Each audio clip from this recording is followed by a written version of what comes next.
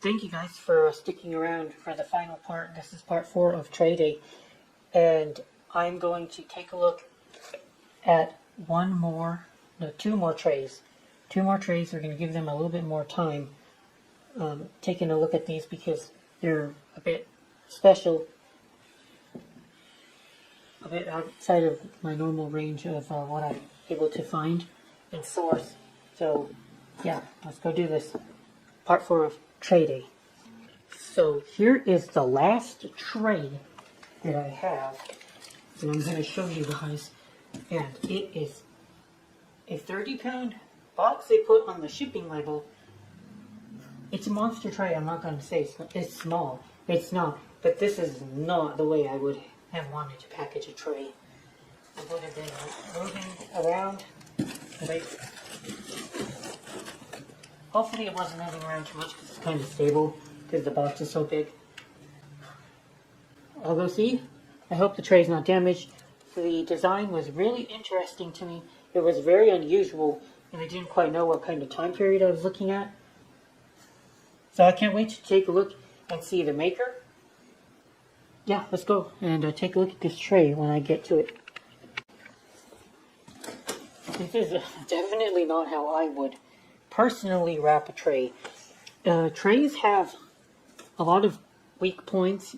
Anywhere that the tray is soldered on to another piece, like feet, handles, these points of a tray are very, very weak to physical damage.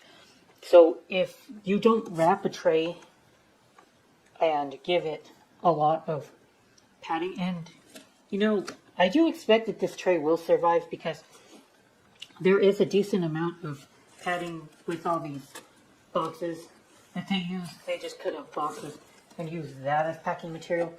At least they used enough that the tray isn't going to be moving around everywhere.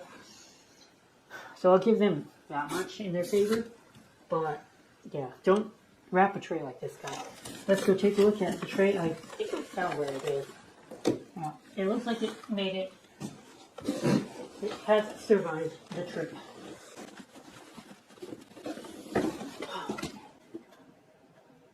Scratched. The box has probably scratched it up. That's okay. This is kind of weird because, yeah, it's a bench too. They bent my fucking tray, people. They bent my tray. I don't know what these people think.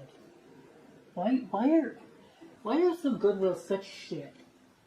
Guys, like, or maybe it's designed this way. Maybe it's a design choice to. No, I don't think so. I just think that a lot of forces have been impacted on this tray to make it look like this.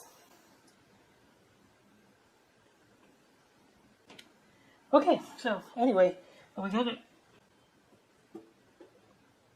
a monogram here, or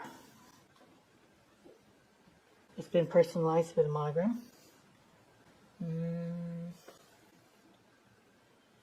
The metal doesn't look quite how I'm used to seeing. Like this looks like fused sheets instead of electroplating. Doesn't remind me of an electroplated tray.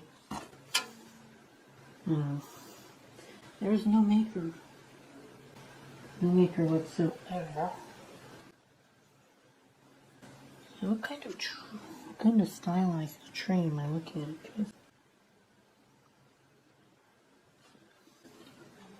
There's like pitting here or something that's eaten into the metal a little bit. Not quite sure what I'm looking at yet. So the metal is pliable. Like you can bend the tray a little bit. And that's probably why it survived the trip. It definitely would have broken if the metal wasn't pliable. Oh, I don't know what to think of this. Okay, so I did go ahead and do my best trying to to massage the piece back together. You saw how bad the two of these corners were pushed in, like dented in. And sure, it's not going to be good for the metal if you keep doing that, but I felt that it was so bad that I had to try. And it looks better. It's not perfect, but it actually looks like a tray with edges. So that's a win for me. I wouldn't have done it if I thought that there was a chance that the metal actually came apart, but it's much better. I'm gonna polish it up, see what I can get it to look like, make it shine, and then decide whether or not I'm going to keep this tray. It's going to be a little hard to keep a tray this large because of space constraints, but it is definitely not your run-of-the-mill silver-plated tray, and I do enjoy it a lot. The metal is still curved up, but it's doing a lot better.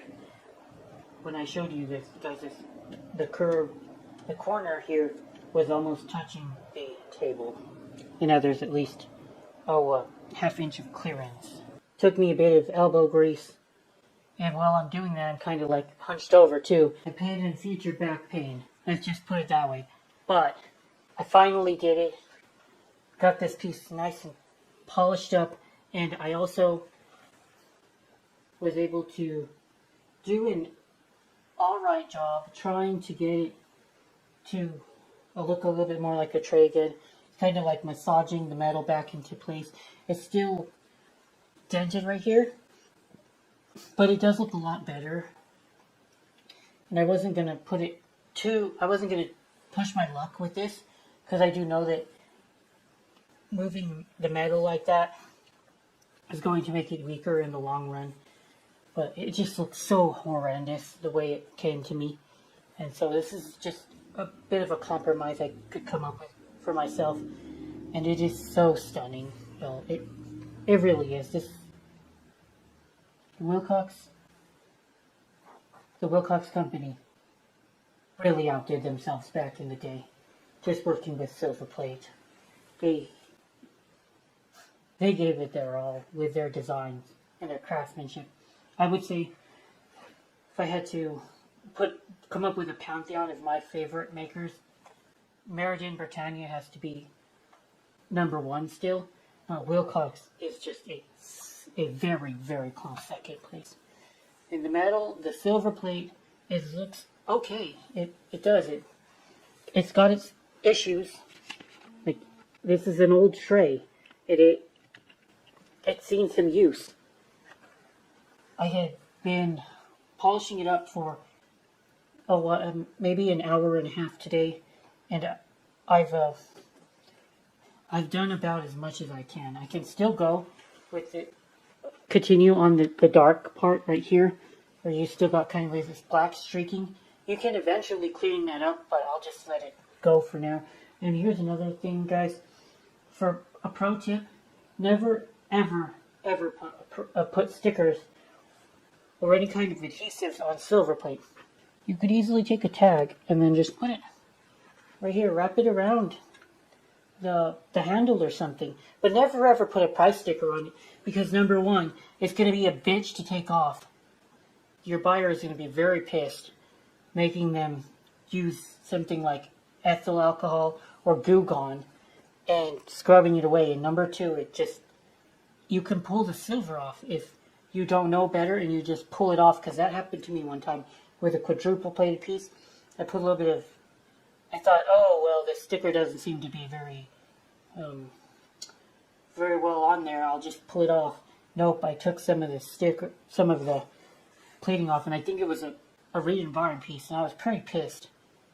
And this Goodwill did it to me again. They put a price sticker on the piece on the front, and I had to spend 10 minutes trying to get it off without damaging the plating. That's not fun.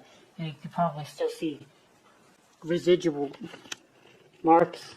Kind of hard to see now, but right there, I think that's where the sticker was. But anyway, look at the back. Not the best shape either, but what matters is that the plating is there for the most part.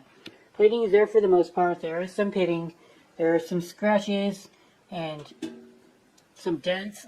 It's seen its fair share of things, I guess. Owners, and it's probably been handed down. It was well taken care of for the most part. There's so many scratches on the back. All these damn scratches. So, what do I think this is worth? No, I really don't know, to be honest with you guys. I see a lot of pieces have mainstream patterns that you can look up the price history over time. This doesn't really have that. And it's kind of in the unique special category where something is, and I really hate this phrase. I hate this phrase. But it's worth as much as someone's willing to pay for it. Like, it's the dumbest phrase I've ever heard. You can ask whatever you want, but it's worth whatever someone will pay for it. It is. It's kind of worth whatever someone will pay for it. Whether that's $200, I don't know. If I had an infinite life, like, if I was living for a lot longer, I'd just like to keep this piece for another 1,000 years and see what it's worth at that point. It is something special. I really enjoyed looking at this piece. I enjoyed trying to clean it up. I kind of got attached to it, but I got to let it go because I cannot keep holding on to very large pieces of silver plate. I don't have enough space.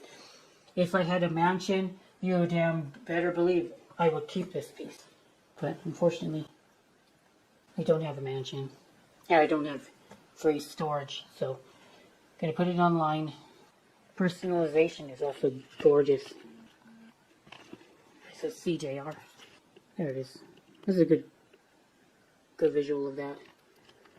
Oh, it's not dark. You're kind of like having to deal with the lighting because this has been shined up so much. Look at the border. Look at the border, guys. There's a lot of character with the border and the handle. The handles are just something else. I don't see that, if not ever. It's almost kind of like Native American-ish. Like it's got that Native American kind of motif, that vibe. I don't know if that's what they were going for or not. Oh heck, I thought it was done, but I got one more tray I'm going to show you all, and since I spent 13 minutes talking about this one, I'll put the other one in the next video. Thanks for watching, guys. Good Marks is out.